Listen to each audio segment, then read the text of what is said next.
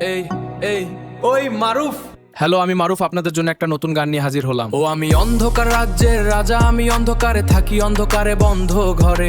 নেই তো কোনো আলো, একাকিত্ব জীবন আমার পুরোটাই তো জ্বালা। আরে শোনো রে ভাই, আমার সুখের গল্প নাই, আমার দুঃখের গল্প বলতে গেলে চোখে পানি আসে ভাই। আমি এই দুনিয়া নাই, আমি এই দুনিয়ায় নাই, যেন মাটি থেকে হাওয়ায় আমি শূন্যে ভেসে যাই।